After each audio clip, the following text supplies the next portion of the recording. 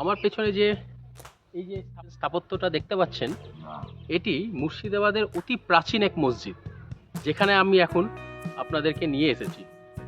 তারই ইতিহাস আমি আপনাদেরকে জানাবো। তো এই কি হচ্ছে, এটা একটি মসজিদ যেটা মুর্শিদাবাদের কাটরা মসজিদের ঠিক বিপরীতের যে রাস্তাটা রয়েছে, ওই রাস্তা ধরে একটা প্রত্যন্ত গ্রামে আমরা এই মসজিদটিকে খুঁজে পাই। এই মসজিদটি মুর্শিদ কুলি খাঁর আমলে তৈরি। মুর্শিদ কুলি খাঁর দৌহিত্র পুত্র সরফরোজ খান এই মসজিদটি তৈরি করেছে। অনেকটা বড় জায়গা জুড়ে এই মসজিদটি তৈরি। তো মসজিদটির উচ্চতা 40 ফিট আর দৈর্ঘ্য 135। ঠিক আছে, জঙ্গলাকীর্ণ অবস্থায় এই মসজিদটি পড়ে রয়েছে।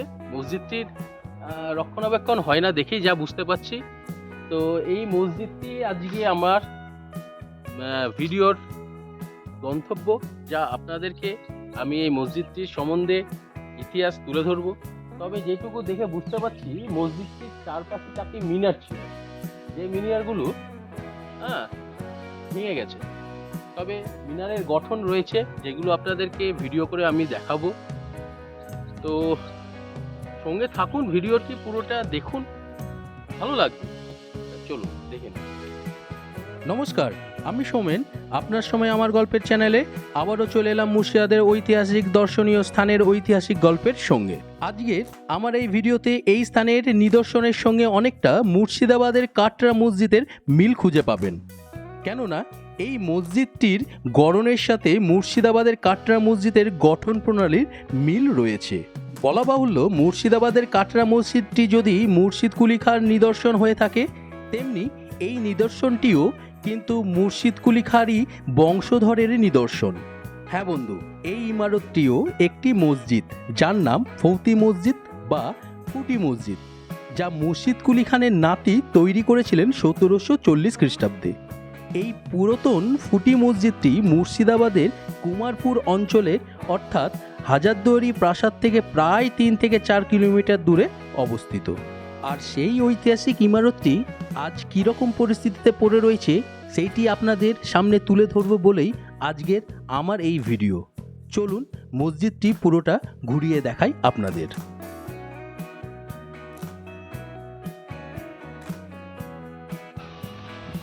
এখান দিয়ে মানুষ এখন আপাতত চলাচল করে।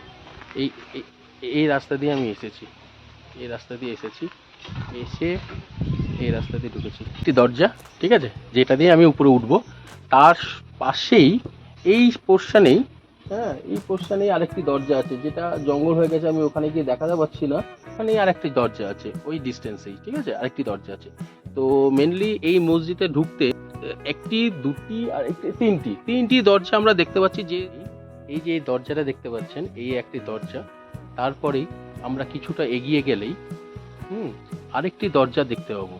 তো চলুন আমরা মসজিদে ঢোকার যে দরজা, যেখানে উপযুক্ত আছে উঠার আর কি, মসজিদে উঠার যে উপযুক্ত জায়গা আছে, সেই জায়গাটি হচ্ছে এই দরজাতে। ঠিক আছে, এই দরজা দিয়েই আমরা উপরে উঠবো। তো উপরে উঠে আপনাদেরকে দেখাবো যে জায়গাটি এখন কীরকম পরিস্থিতি হয়ে আছে।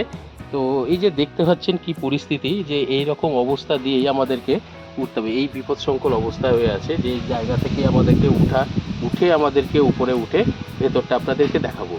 তো চলুন ভেতরটা দেখি। এবং এই ভেতরটা দেখার আগে আমি বলে রাখি যে আশেপাশে যে পরিস্থিতি হয়ে আছে না, যে এই যে দেখুন গাছগাছালি হয়ে আছে, অনেক জঙ্গল পরিস্থিতি অবস্থা, ঠিক আছে। তো এই তো পরিস্থিতি, যে জঙ্গল, চারিদিকে জঙ্গল, ঠিক আছে। তো এই জঙ্গলের অবস্থায় আমরা উপরে উঠবো। তো উপরটা জানি না কীরকম অবস্থায় রয়েছে, ভিতরে জঙ্গল আছে কিনা তাও জানি না। তো উপরে উঠে দেখাবো আপনাদের। দেখি, চলুন আমিও দেখবো, আমিও এর আগে আসিনি এখানে। তো দেখি, আমিও দেখবো, আপনাদেরকেও দেখাবো। তো উঠতেই তো ভয় লাগছে, কারণ জুতো পরে এসেছি। তো জুতো খুলে উপরে ওঠার পরিস্থিতি নাই, এই তো হচ্ছে অবস্থা।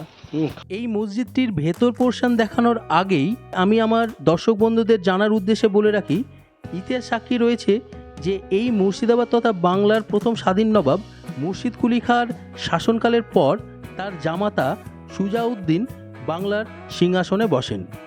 কিন্তু মুর্শিদ কুলি খাঁর ইচ্ছে ছিল তার নাতি সরফরোজ খান বাংলার সিংহাসনে বসে সুদক্ষ নবাব হিসাবে নিজেকে প্রতিষ্ঠিত করবে।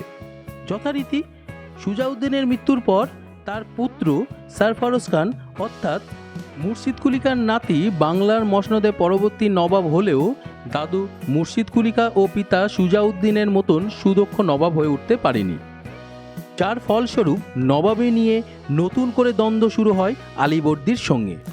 এইভাবেই তার বাংলা শাসনকালে সরফরোজ খানের সঙ্গে বাংলার ক্ষমতা দখলের দ্বন্দ্বে জড়িয়ে পড়েন অতপ্রতভাবে। কেননা সরফরোজ খাঁ ছিলেন অপদার্থ, অকর্মণ্য এক বাংলার নবাব, যিনি কিনা না হতে পেরেছিলেন মাতামহ মুর্শিদ কুলি খাঁর মতন ধর্মপরায়ণ, এমনকি না হতে পেরেছিলেন পিতা সুজাউদ্দিনের মতন প্রজাপালক। অথচ তিনি হয়ে উঠেছিলেন বাংলার ভোগবিলাসিতার এক অন্যতম নবাব, যিনি কিনা তার শাসনকালে অসংখ্য বেগমের সঙ্গে সময় কাটানোর মতন বিলাসিতায় নিজেকে নিয়োজিত করে দিয়েছিলেন, যা পরবর্তীকালে ক্ষমতার লোভের সুযোগ নিয়েছিল আলীবর্দী খাঁ। এরপরেই 1740 সালের 9ই এপ্রিল পশ্চিমবঙ্গের মুর্শিদাবাদে গিরিয়া যুদ্ধ শুরু হয়। উল্লেখযোগ্য বিষয়, বিচক্ষণতার অভাবে সেই গিরিয়া যুদ্ধে আলীবর্দী খাঁর কাছে পরাজিত ও নিহত হয় বাংলার নবাব সরফরোজ খাঁ। মুর্শিদাবাদে তিনি একমাত্র নবাব যিনি যুদ্ধে গিয়ে যুদ্ধক্ষেত্রে মারা গিয়েছিল। আর সেই সঙ্গে সরফরোজের মৃত্যুতে শেষ হয়ে যায় মুর্শিদ কুলি খাঁয়ের বংশযুগ। তবে আমার দর্শক বন্ধুদের জানতে বলে রাখি, মুর্শিদাবাদ যার নামে অর্থাৎ নবাব মুর্শিদ কুলি খাঁর বংশের নিদর্শন কিন্তু গোটা মুর্শিদাবাদে হাতে গোনা কয়েকটি স্থান ছাড়া আর নেই। তার মধ্যে এই ফৌতি মসজিদটি একটি। যদিও এই মসজিদটি সরফরোজ খাঁর 1 বছর রাজত্বকালেই তিনি নির্মাণ করতে উদ্যত হলেও তা সম্পূর্ণ করে তুলতে পারেননি, কেননা এই মসজিদের 3টি গম্বুজ সহ ভেতর ও বাইরের কিছু শিল্পকর্ম অসম্পূর্ণ থেকে গিয়েছিল। তার মৃত্যুতেই এই মসজিদের নির্মাণের কাজ থমকে যায়। বলা বাহুল্য, সরফরোজ খাঁর মৃত্যুর পর বাংলার সিংহাসনে বহু নবাব বসলেও তার এই অসমাপ্ত স্বপ্নের মসজিদটির নির্মাণের কাজ শুরু হয়নি। মসজিদটি সংরক্ষণ করা হচ্ছে না। তো আমরা সাধারণত ওই ইতিহাসের সমস্ত জায়গা যেগুলোতে ইতিহাস জড়িত হয়ে আছে মুর্শিদাবাদে, সেই সব জায়গাগুলো রক্ষণাবেক্ষণ করলে সেই পুরনো ঐতিহাসিক স্থান মানুষ যুগ যুগ যুগ যুগ ধরে এসে আসছে, মানুষ দেখছে। কিন্তু এইটা পরিত্যক্ত অবস্থায় পড়ে থাকার জন্য এইখানে কেউই আসে না, দেখেও না, জানেও না, এখানকার ইতিহাস সম্বন্ধে কারোরই ধারণা নেই। আমি এসে ঘুরে দেখতে গিয়ে দেখলাম যে এই যে দেখুন, এই যে এই পোর্শনটা আপনারা যারা যারা দেখেছেন কাটরা মসজিদ, ঠিক এই কাটরা মসজিদের অনুকরণে কিন্তু উপরটা আমি দেখছি যে তৈরি করা হয়েছিল। একদিকে কাটরা মসজিদ এত সুন্দর অবস্থায় কিন্তু রাস্তার ওপর সংরক্ষণ করা হয়েছে, সুন্দরভাবে রাখার চেষ্টা করা হচ্ছে। যেগুলো ভেঙে গেছে সেইগুলোকে আবার পুনরায় নির্মাণ করে ধরে রাখার চেষ্টা চলছে। অথচ কাটরা মসজিদের অনুকরণেই এই মসজিদটাও তৈরি হয়েছিল, কিন্তু এই মসজিদের কোনো কিন্তু সংরক্ষণ নেই, ভেঙে গেছে, একদম ভেঙে যাওয়া পরিস্থিতি।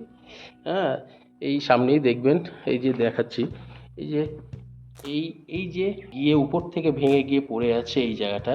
হ্যাঁ, একটা খণ্ড যেটা আপনারা দেখছেন। এইভাবে সরফরোজের মৃত্যুর সঙ্গে সঙ্গে তার মসজিদের ইমারতের নির্মাণের ইচ্ছাটিরও মৃত্যু ঘটে। আরেকটি মিনার, ঠিক আছে, এইরকমই মিনার আপনারা দেখতে পাবেন 4টি কোণাতে। এই মিনারটি আরও লম্বা ছিল, যা ভেঙে ভেঙে আজকে এই জায়গায় এসে পৌঁছিয়েছে। চলুন ভেতরের দিকে প্রবেশ করি। জঙ্গল তো রয়েছে, কিন্তু আপনাদের দেখানোর জন্য আমি এই জঙ্গলের ভেতরেও ঢুকে আপনাদেরকে দেখানোর চেষ্টা করব। এই তো, এই দেখুন কি পরিস্থিতি হয়ে আছে। হ্যাঁ, জঙ্গল, চারিদিকে জঙ্গল, গাছ থেকে বট গাছ পর্যন্ত বেড়ে গেছে।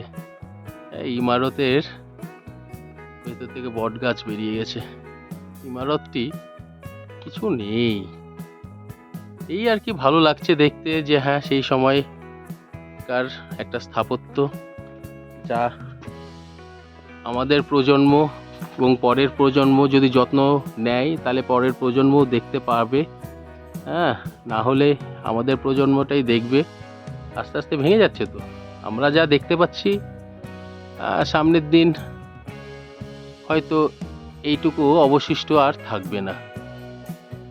না থাকার কারণও আছে, এইভাবে যদি পড়ে থাকে, হ্যাঁ, যদি যত্ন না নেওয়া হয় তাহলে কিভাবে এই স্থাপত্যগুলোকে আমরা পরের প্রজন্মের জন্য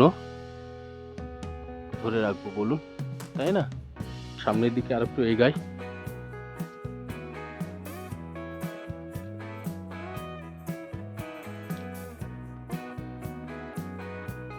এই হচ্ছে আরেকটি মিনার।